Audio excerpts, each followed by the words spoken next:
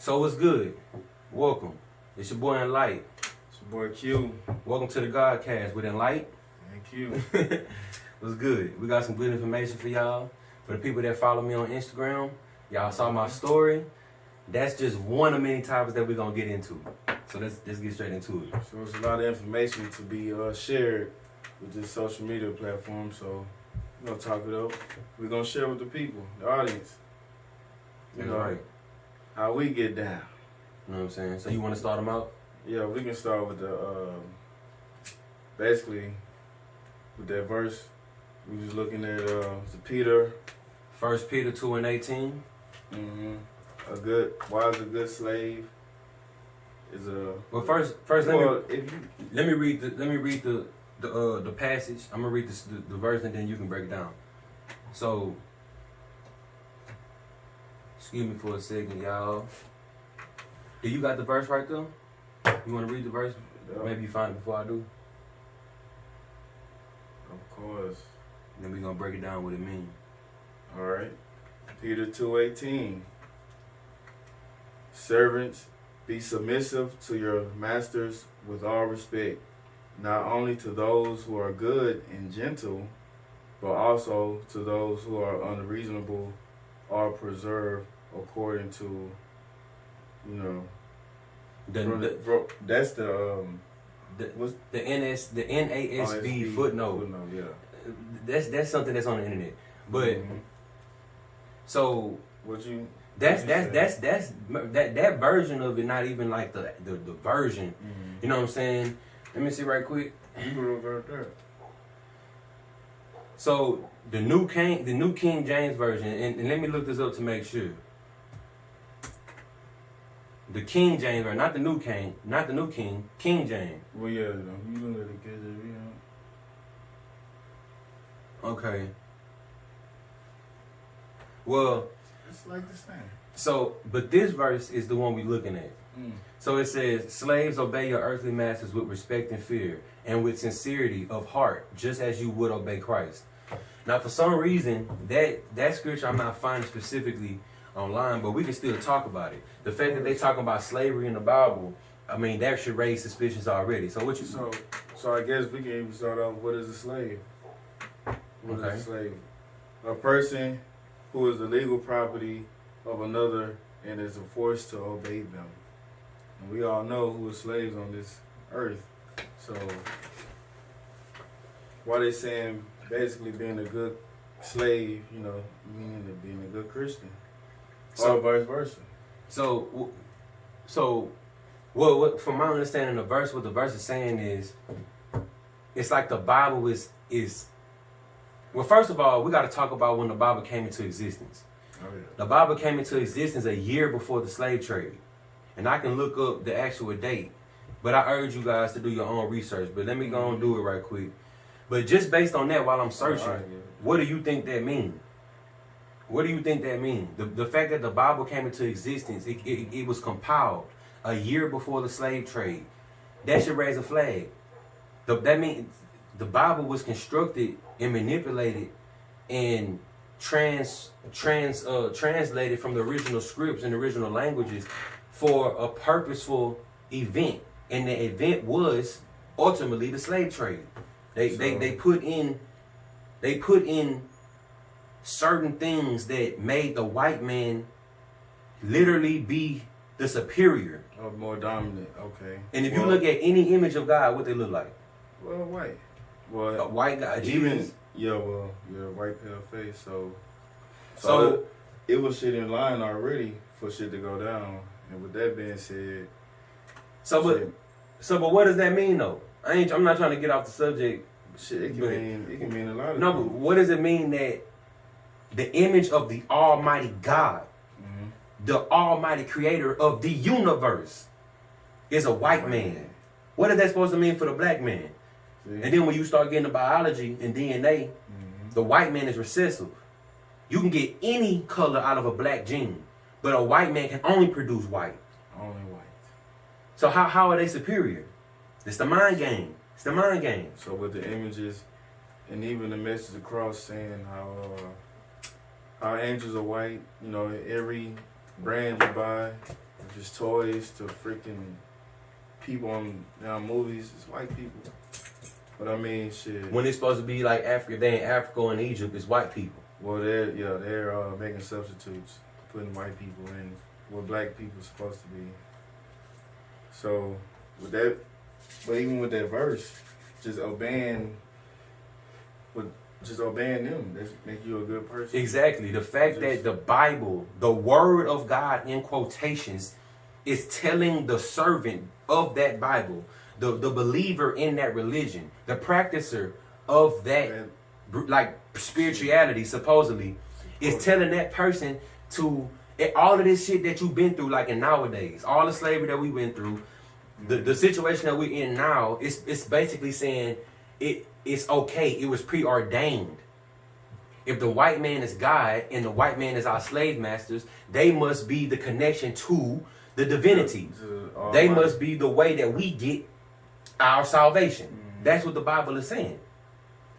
So it sounds like, in that regard, not the whole Bible, but that particular scripture. Yeah. But there are more. Oh yes, there are more. So how they even put in the words with the wordplay, even with English, it's basically saying, despite what these people do, should turn the other cheek. So it's like a form of psychology is also within that, with them words, having this type of message across for us to believe one way when it's really other ways. And you don't gotta read with one perspective. It could be different perspective. And I'm glad you said what you said about the language, because the one thing that's important to realize that when you talking about the Bible was translated, like I said earlier, from different languages across the world over a period of time that was years. It didn't happen all at once. It didn't come in existence just all of a sudden. It was written by men that translated ancient scrolls, and then another thing that they did was they put old shit in the front of it. They put new shit in the back of it, so that you don't even know the whole timeline of the whole Bible, the events. First of all, you thinking of it being literally in actual historical events when it's not. But if you're gonna think about it in that perspective, you think the way you being taught it, the way you're reading it, is out of order. So if you don't even know that, based on the history and where the scrolls and where the passages actually come from geographically on earth and historically in time, if you don't know that shit, then you're just going to be reading it and just thinking that you're doing what you're supposed to be doing as a black person or just any person that's a Christian. Now, if you white, you're going to benefit from that supposedly because look in the mirror. You look like God. Oh, yeah. But if you read the Bible, it tell you what Jesus look like. And if Jesus is the Son of God, it tell you how the fuck you get a black man, skin look like burnt bronze. Only type of burnt bronze I saw is black. Speak to him. If you put a penny in fire, that bitch going to turn black. Eyes, fiery red, smoking that weed, sipping that wine. Hold on, man. That's what it was, bro. Yeah. That's what was going on. Ain't no white man gonna produce a black thing like that. It ain't gonna happen. Get the message across. And if it do, it's because somewhere in that white man, he got black in him. But 9 times out of 10 and 10 times out of 10, that black gene that's been recessive in him, if he's white, blue eyes, blonde hair, 9 times out of 10, the only way that he has a slim chance of any chance at all to make a black baby is if he has a straight 100% dark melanoid woman. It's a real slim chance. Man. And even then it's a slim chance. Because you can have a light-skinned black dude and reproduce, have an offspring with a dark-skinned black woman and the kid still be lighter than me. So it can happen that way, but that's based on my genealogy, based on what's in my gene pool. Because I'm light-skinned. I got European, French, all kind of shit. Native American. I got straight. Nigga, basically. So it's like really a DNA play a role in this too. So exactly. It's like shit. It's what so many DNA tests went on before now, back then. Well, first of all, DNA supposedly didn't even exist. They didn't even know how to test DNA in the 80s. This is some new shit. Yeah, supposedly. That's what I'm saying. So, but let's get on this DNA. Let's get on this DNA. What is DNA? First off, for the audience. All right, let's get technical. DNA. All right. Deoxyribonucleic acid.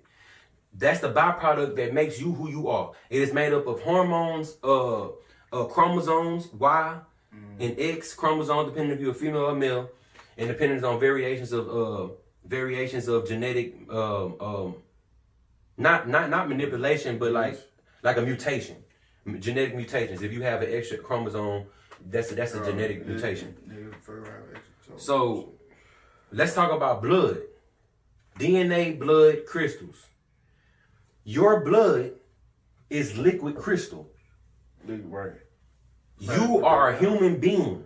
A human being is the synthesizer of consciousness. The consciousness being the light of the sun, which is your source of life on earth. Oh, shit. See how they, so, listen carefully. Y'all see how they come full circle. Mm-hmm. What does a light do if you shine a white light into a crystal?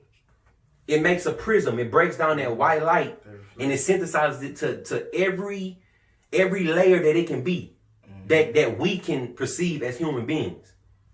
And it breaks down in light. Just like the chakras, red, orange, yellow, green, blue, violet, purple, or purple and violet, however you want to put it.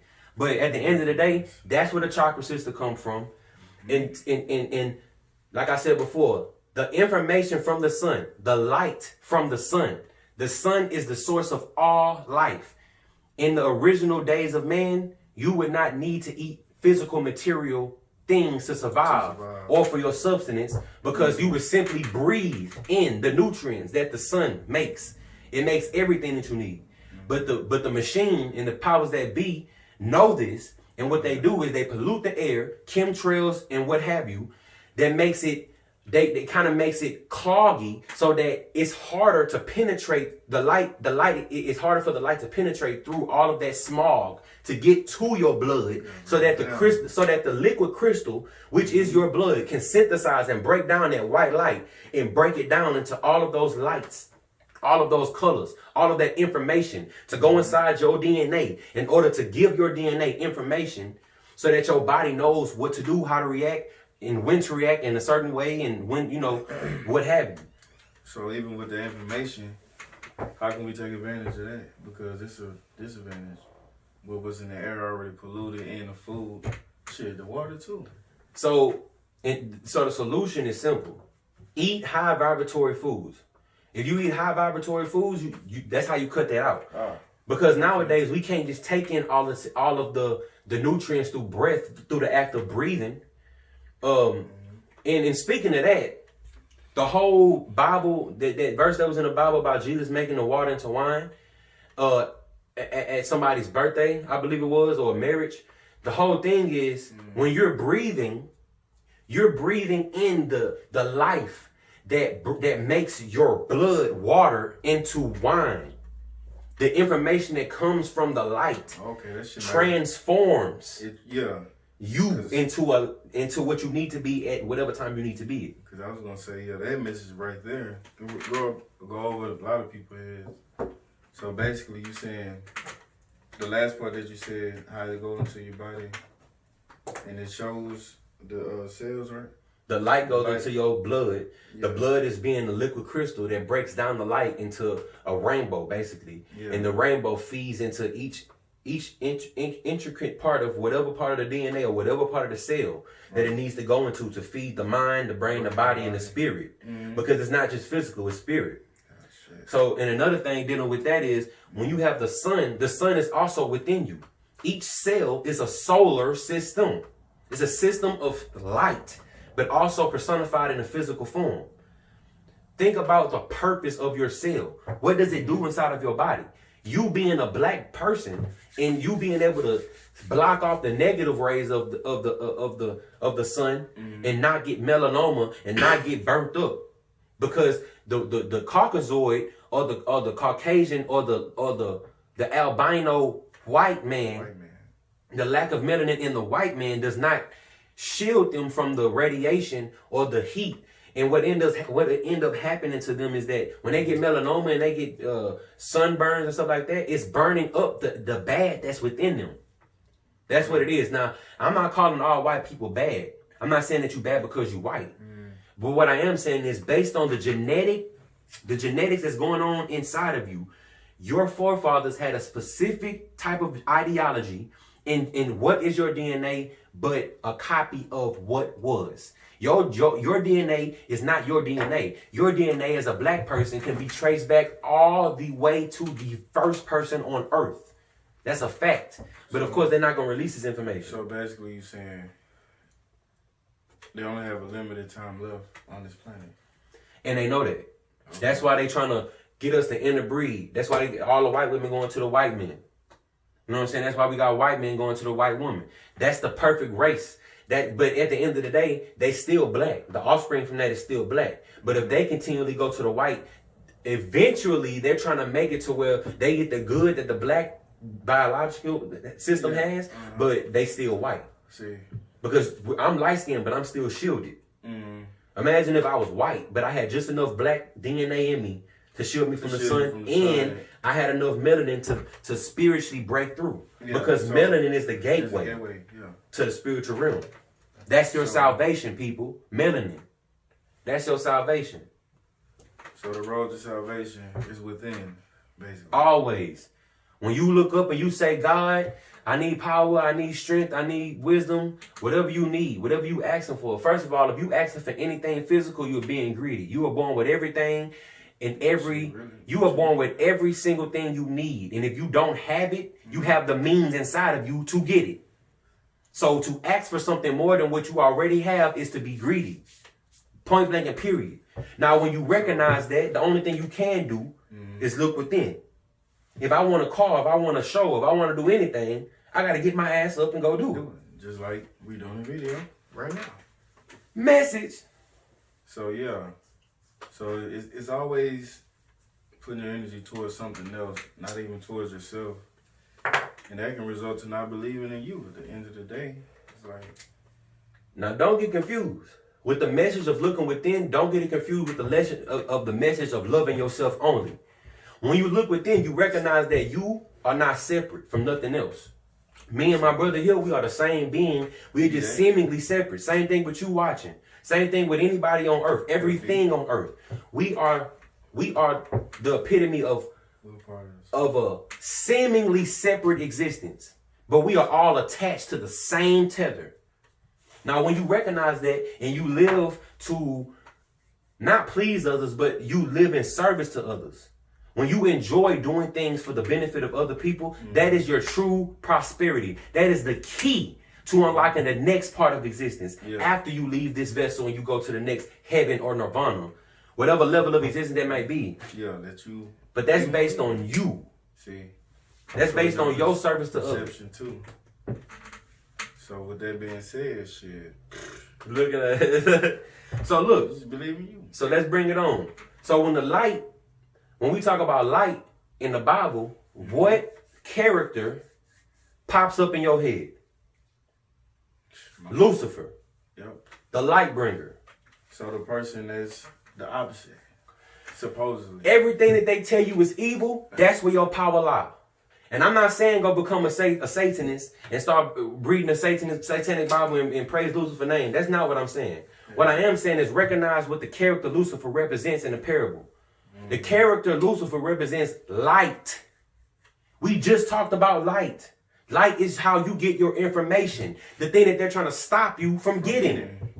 So it's like they're using that character to keep us away from. They're using the character, just like they do with black magic, just like they do with witchcraft, just like they do with alchemy. Well, yeah, they're doing that right now.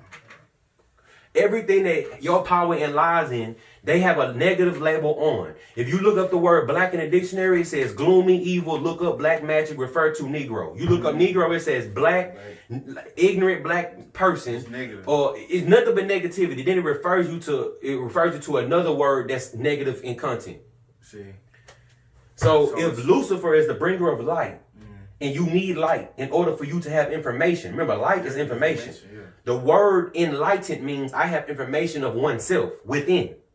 The word Illuminati means enlightened one.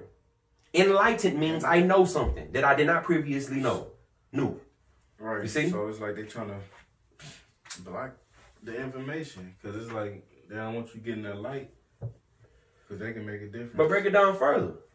Why would they mask a character? Why would they mask your power in a character that keeps you away from your power? And then they create a religion where they are God. You're serving them, but you think it's somebody up in the sky. But you looking right at a white man. When you looking at the image of God in your head, it ain't no black man with locks. It's not. Unless you just that type of person and that's what you see. But for the most part, if you take in what people feed you from birth, this Christianity bullshit, then that's what you're going to see. You're going to see a white man with a beard sitting on a cloud. So it's like a form of programming. It's exactly, it is programming. That's exactly what it is. That's exactly what it is. So how can we go against that? We're not done, you know. So when we talk about Lucifer, you can look at the son of God, the sun that's in the sky, the bringer of light, the bringer of life. You're looking at it every day. It's one and the same. It's two sides to the same coin. If the devil can testify and move against God and bring more than half of the population of heaven with him, one would have to beg to say the devil and God, if they're not the same person, they are equal in power. The Almighty Creator and the devil, they have to be equal in power in order for a being, Lucifer, to be able to contest him. Right, to be his rival. So, with that being said, they're obviously not real beings. So, the idea of God and Lucifer are two sides of the same coin. They are heads and tails on a quarter. Think about it, people. Think about it. Your salvation lies within the information that comes from the Son of God. That is a ball of light. That your blood purposely is there to synthesize in order to give your body information on how to live and survive. This is real simple shit. The cycle of life. So it's like the Lucifer Matrix then, as he was explaining. The Lucifer Matrix. And everybody out there, if y'all into Reverend Phil Valentine, look up the Lucifer Matrix part 1, part 2, part 3, however many parts is on there. Listen to it. Listen to it. Listen to it. Don't just hear it. Take notes. Go back to it. Review. Take more notes. Go back to it. This is my third time putting this up. This is his first time watching it with me. It's some good information. You might want to pull out a pen and pad. So. Real shit. Because it's, it's crazy. Right now in this lifetime, it is information time. So even the ones that's watching right now is gaining the information, and we also relating other information. We getting information from him or from this source. We relaying that information to y'all. We are y'all source. Go on. And go on. Spread the truth as you find it. Don't believe shit just because it sounds good. That's what a lie is. Yeah. A lie is specifically made to sound good. It's called a beautiful lie. You ain't never heard of a beautiful truth. The truth hurt. That's what you hear. And that's what we all hear because it's true. Yep. So. But let's move on. So when we start talking about Lucifer, the ball of light that's in the sky, we start talking about the crown of thorns on the Son of God, the fiery flames on the corona of the orb that's above us every single day. The sun. The corona, the crown of thorns. Just another another simulation, or not a simulation, but another similarity. Another thing that lines up with this whole system that they twisted and worked out and made falsehood and truth look like one and the same. One and the same, yeah. So when we start talking about the coronavirus, we start talking about something that's attacking your crown. Now we start talking about chakras when we get on that. See? And all that shit is all related. Because right. The corona is all, the corona is already within you. So. Well, it's already here. As far as what, the virus? Well, yeah. Or are you talking about the chakra? Well, the chakra's within the corona. Okay, so the corona means crown. Your corona chakra is the gateway to infinity. Once you raise your kundalini and you rise your energies up within your spinal cord, which is the 33 vertebrae, the 33 years of Christ. All of these things are connected. You start talking about the chakras, the crown chakra is the gateway. If you have a coronavirus, you are poisoning the corona or crown chakra so that you cannot break through to your spiritual salvation. Another thing dealing with chakras, they are a form of light inside of your body that personifies themselves physically as spiraling swirls of, like spiraling pools of energy. Each spiral, incongruent with the next, is going in opposite in opposite directions so that the energy swirls up. Both sides, black and white respectively, representing the negative and positive polarities of the human body that goes up and connects to. And what happens with a magnet if you put a positive and a negative in the right angles, in the right set of circumstances, you can create zero gravity. Zero gravity is a metaphor or a parable that basically just means you are in a heightened realm of sensory. You are in a higher realm of existence mentally. That's why in the cartoons, when people meditate and when they get there, they show them floating. They show them floating. This is all correlating to magnetism, electricism, gravity, or so-called gravity, light, vibration. That's all correlated. That all has something to do with the chakra system. So one can't work without the other. One cannot work without the other, my brother. So even, damn, watch my Batman, man. That's some. Batman on his booty tip. There's some information that they might have to look up themselves as well. I urge y'all to look this up. Let's keep it going. So what's next? The sun or soul is equal to our cells. Remember, your cells as below or as above is also below. It's a mirror of each other. The sun that you see is the center of our solar system. The cells within your body, the central part of the cell, is the source heat of the cell, which is the source heat of the blood, which is the source heat of your body. So what is it? Solar heat within. You have suns within your body. Now, let's not forget that suns in the universe are the youngest forms of life in the universe. For it takes the sacrifice of a sun's existence for any other planetoid to exist or come to life, to harbor, to have the necessary properties on the planet for life. Yeah. Whether that life is biological, aquatic, insectoid, whatever the case may be, if life can be, it will be. Yeah. Because they also said that the sun can destroy the coronavirus. The sun rays. But the sun rays can heal you from anything. Lack of the lack of massive, and when I say massive, I mean dense food, heavy food, like meat. When you don't eat that, your body can take in and synthesize the air, the nutrients and the vitamins that's in the sunlight that's riding through the airways that you intake when you breathe and just by being outside. Your body, it's easier for your body to synthesize these things because you don't have dense things taken up, oily and just dense stuff in your body and your blood that's blocking your body from being able to synthesize it properly. You see? Oh yeah,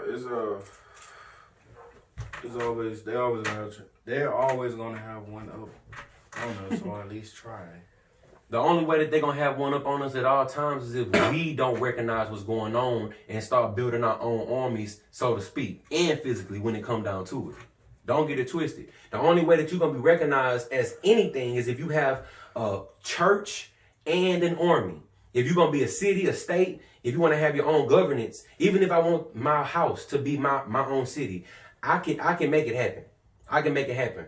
I'm more by heritage. I can proclaim my nationality. I can make my house a individual nation as far as I'm not a part of the U.S., but I am on U.S. land. But in order to do that, you have to have sovereignty in your own sovereignty, which means you have to know the law to the fullest extent. That's what that legalese in the Black Law book, the Black Law Dictionary book, legalese, the definition of a citizen is a person that knows the law to the fullest extent. So even if you don't know what happened to you, if you get caught with a pistol, fully loaded with weed, if you don't know what happened to you, if you don't know what happened at a traffic stop, if you don't know what happened at any point, at anything dealing with the law, you are legally not a citizen. You are not a citizen of the United States. Look all this up. Black Law Dictionary, 10th edition. I would say the 10th edition. Why not the 9th? The 10th edition has the most accurate, updated information. since when? 20. They have newer editions, but the 10th edition is the most accurate. So with speaking legalese, that can be a big that can be a big thing. Legalese that you could take advantage of. And it's not even about it because it don't apply unless you in a court of law or unless you about to sign a contract. So when you go to the bank and you want to get a loan and they read this, they give you this contract and they say read it, and then at the bottom it says, do you understand? Understand is a legal term that means what I'm standing under you. I'm agreeing for you to give me to have something over me. Over my head that I have to keep being, I'm in debt to you until I pay this off. I'm standing under you. That's what understand means.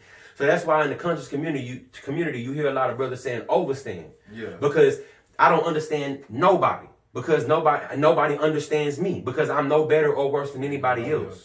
That's what that means. And you think, well, you sign a contract. How does that apply? How, you start talking about personal stuff when you're trying to get a loan. Bro, trust me, it's all connected. If you personally can't afford to get something that you need to go get a loan from a bank from, the banking system, a federal system, that's something that's a whole nother subject. That's a whole nother ballgame. That alone. And let's talk about this for a little bit too.